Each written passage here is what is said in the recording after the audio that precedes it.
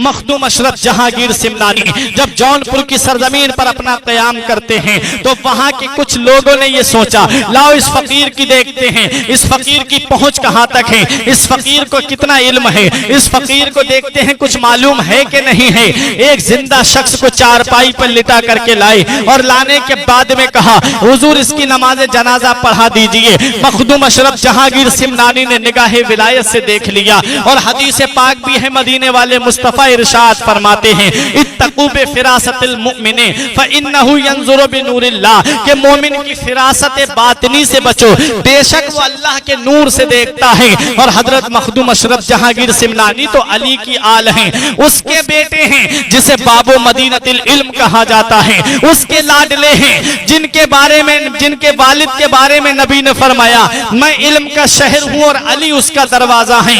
उसके लाडले हैं सैयद मखदूम अशरफ जहांगीर सिमनानी वहां खड़े हुए हैं। आपसे जब उन लोगों ने कहा, हुजूर इसकी नमाज जनाजा पढ़ा दीजिए, इरादा ये था कि ये जिंदा है, जब ये नमाज जनाजा पढ़ाने के लिए खड़े होंगे तब ये शख्स उठ जाएगा, हम इस फकीर का मजाक उड़ाएंगे, हम इस फकीर की हंसी बनाएंगे। जरा संभल के फकीरों पे तबसरा करना, जरा संभल के फकीरों पे तबसरा करना। ये लोग पानी भी सूखी नदी से लेते हैं। अल्लाह वालों के मकाम और मर्तबे को तुम क्या जानो, अल्लाह वालों की शान को तुम क्या जानो, अल्लाह वालों के मर्तबे को तुम क्या जानो।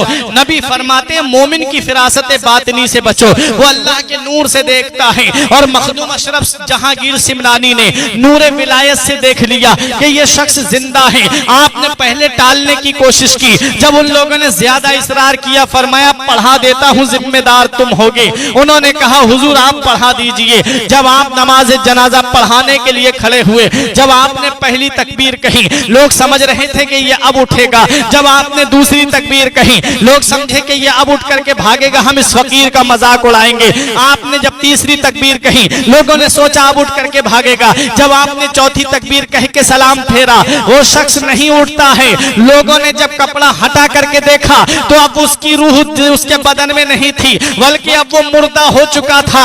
ये जहां मखदूम अशरफ जहांगीर सिमनानी है, जहांगीर भी है और जागीर भी हैं। अल्लाह अकबर। लोग कदमों पे गिर गए, माफी मांगने लगे, हुजूर हमसे गलती हो गई, माफ कर दीजिए। मखदूम अशरफ जहांगीर सिमनानी ने उनको माफ कर दिया। ये अल्लाह के वली हैं, अल्लाह के नेक बंदे हैं, अल्लाह के बरगुजीदा बंदे हैं। जौनपुर का राजा आपके पास में आता है, आने के बाद में आपकी कदम बोसी करता है, कहता है, हुजूर मैं तो मुरीद हो गया हूं, लेकिन ये दोनों मेरे शहजादे हैं, एक का नाम हसन है, एक का नाम हुसैन है, इन्हें अपनी गुलामी में आप कबूल फरमा ले, इन्हें आप अपना मुरीद कर लें। सैयद मखदूम अशरफ जहांगीर सिमनानी ने उसको, उन दोनों बच्चों को मुरीद किया।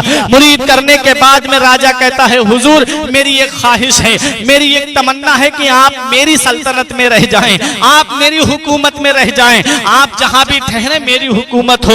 हजरत गिरामी मखदूम अशरफ जहांगीर सिमनानी ने फरमाया, ठीक है मैं तेरी ही सल्तनत में ठहरूंगा।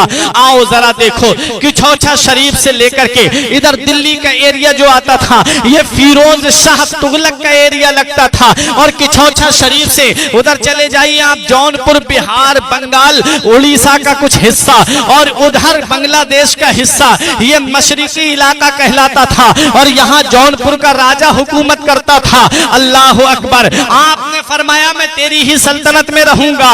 कि छौछा शरीफ मेन सरहद पर है, कि छौछा शरीफ से पीछे को इधर दिल्ली का एरिया शुरू होता था, फिरोज शाह तुगलक का एरिया शुरू होता है। और मखदूम अशरफ सिमनानी ने जहां कयाम किया, कि छौछा शरीफ से पूरब का इलाका जो था वो मशरिकी इलाका कहलाता था। अल्लाह अकबर।